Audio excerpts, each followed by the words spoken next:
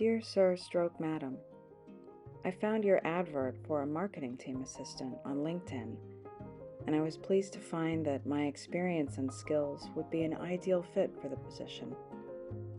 I'm highly attentive to detail, and in addition to being self-motivated when working alone, I function well in a team environment. Wait, let me start over.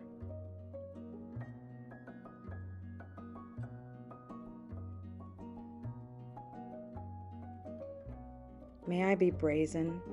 I'm literally ecstatic to be writing you today. A close friend of mine called me last week in breathless excitement. You won't believe it, she said. My son's school is looking for a new English teacher. You'd be perfect. You have to apply. At her emphatic recommendation of your school and at her son's joyful anticipation that he could possibly be in my class, I'm very excited to send you my application for the position of English teacher. No, I've overshot the mark.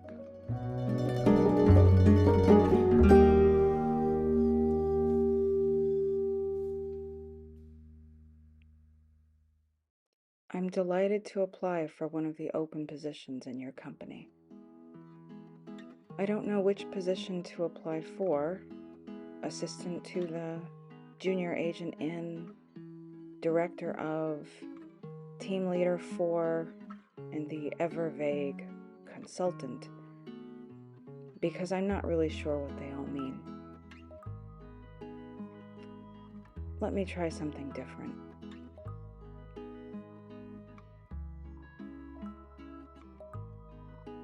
I'm going to skip ahead of the cover letter and pretend we're in an interview, and you've asked me a question, something like, how do you ensure a productive start to your day? I think that seems like a job-like question.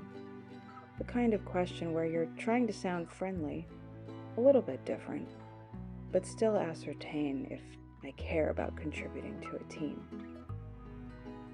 So I'd have to say that I start my day by putting my dishes away.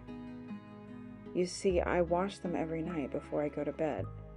I only mention this to illustrate that I'm the type of person who never allows projects to pile up. I generally take care of things as soon as I notice they need to be taken care of.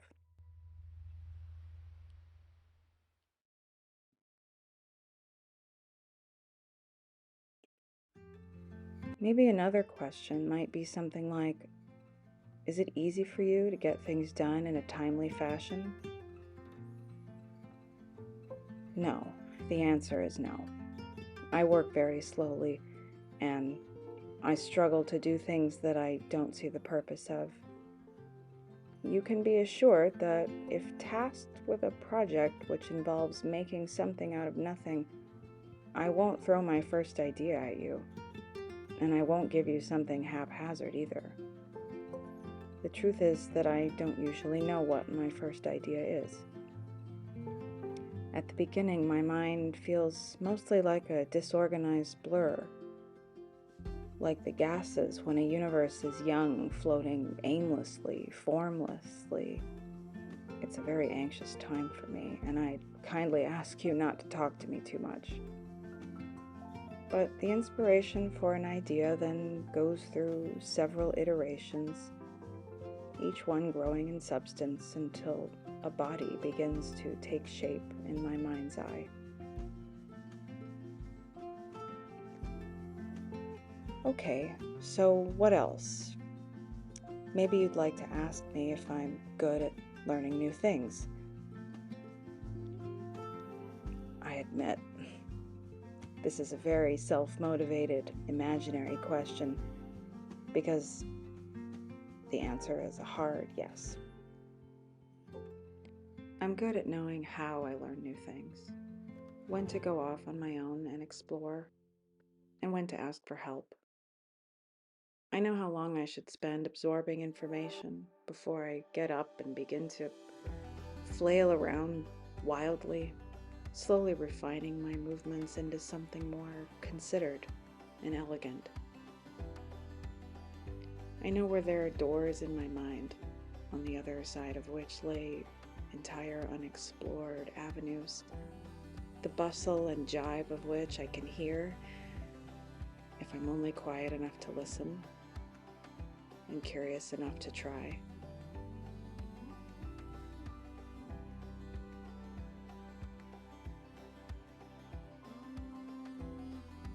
I also know where there are no avenues, doors through which, when I press my ear against them, I hear nothing but the dense sound of a brick wall.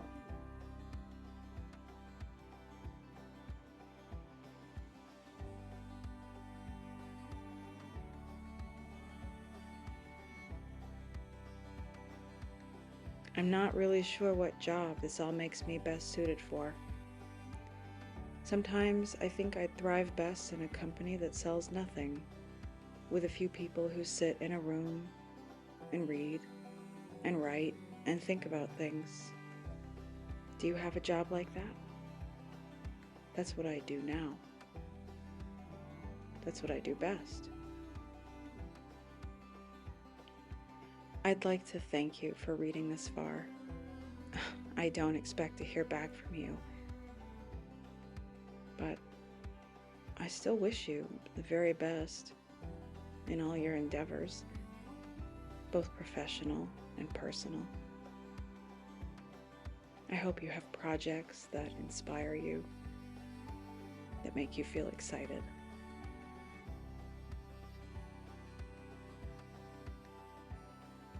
I hope you have good people around you